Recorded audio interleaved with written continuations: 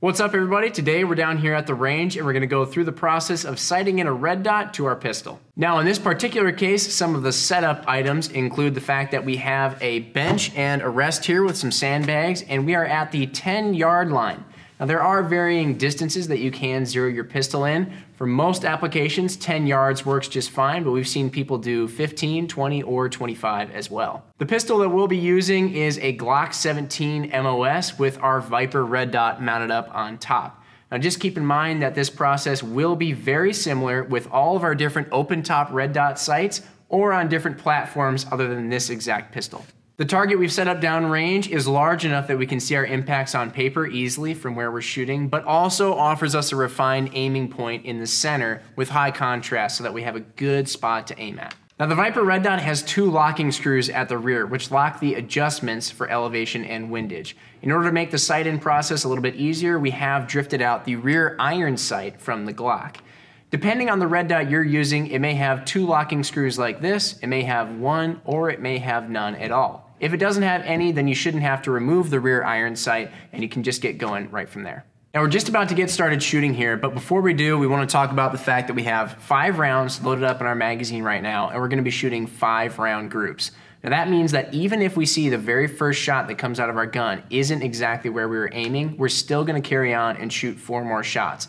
This eliminates the chance that maybe we accidentally threw a round or didn't have a very good shot or apply perfect fundamentals of marksmanship, and that way we can know exactly, or hopefully very close to, where our red dot is pointed in relation to our barrel and make good, accurate adjustments. We're also going to make sure to take our time and really think about each shot. There's no need to rush through this.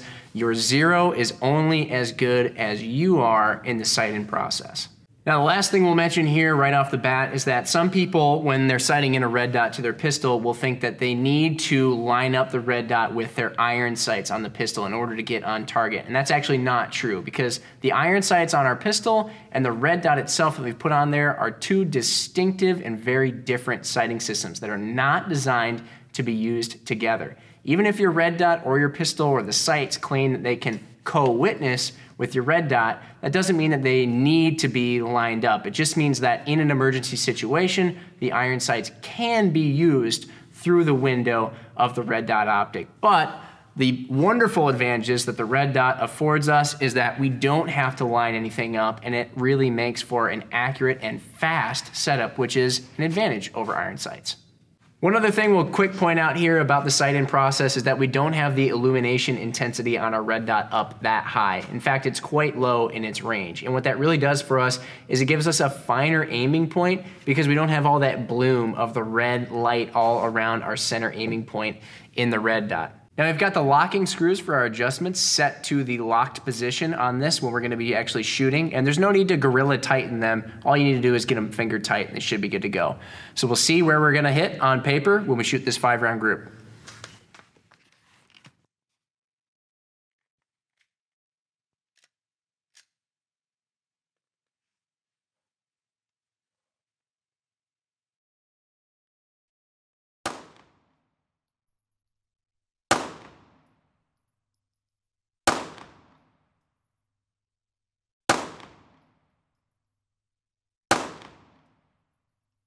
So we've come down to the target here, and you can see we're shooting a pretty tight group. There's one little flyer off to the side here, but for my own pride's sake, I'll just say that's because I was getting used to a firearm I'm not exactly used to.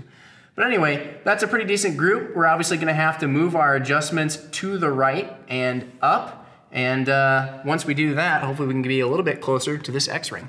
So the nice thing is when we go to our optic here, on the adjustment screws, there actually is engraved on the optic an up with a clockwise pointing arrow and then a right with a clockwise pointing arrow. So those are the directions we want to go. So when we make our adjustments, we will turn those screws clockwise. If we want to go left or down, we would then go counterclockwise on each respective adjustment. Now in the particular case of the Viper red dot, we check the manual and we can see that each adjustment graduation is equivalent to 1 MOA of adjustment. And we can see individual hash marks on the body of the optic indicating each of those graduations, again being 1 MOA.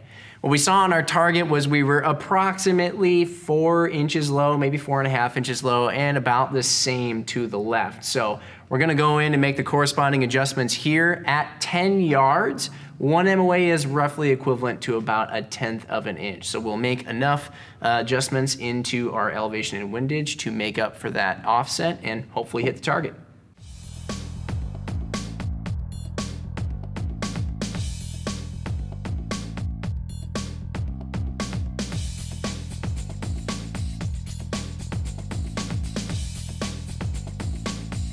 So the adjustments have been made to our elevation and windage. We're gonna lock these screws down again, take another string of 5 shots, and see where we're at.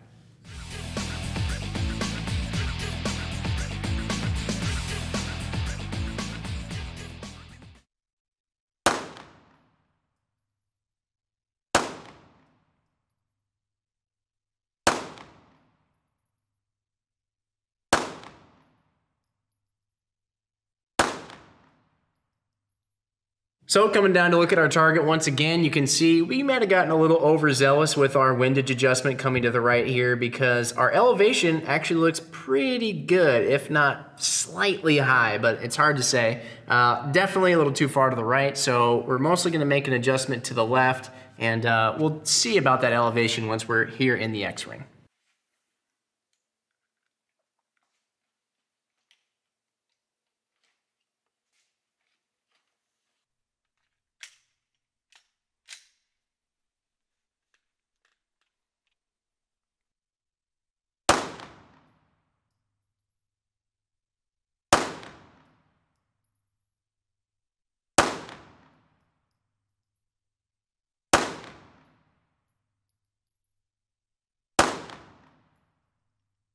All right, so there you have it. We made the necessary adjustments, and as you can see, things are looking good. I took my own advice and took even more time on these shots to really try and eke out as much accuracy out of me as possible. And anytime you got a handgun and you're punching out the X here, that's a good sign. So we're gonna call it this red dot sighted in, get everything locked in, and just get to shooting and having fun. One thing we have seen on occasion is that people find themselves running out of elevation adjustment before they can actually get sighted in. Everything seems to be adjusting, but then they just don't have enough adjustment. And there actually are third-party aftermarket accessories that almost act like a 20 MOA rail like we see on some of our long-range rifles, but actually for pistol red dot applications. And they're just a 1 degree shim that you put between the optic and the pistol that will cheat in some extra elevation, and it can allow you to get zeroed. So at this point in time, this red dot is sighted into this pistol, and for you, the same should be the case. If you have any other questions about this process, or really any other process related to optics and firearms, we're always happy to answer those, even in a video like this. You can hit us up on social media, in the comments below on this video, via phone, email, whatever works best for you. Until the next video though, we'll see you guys next time. Happy hunting and shooting.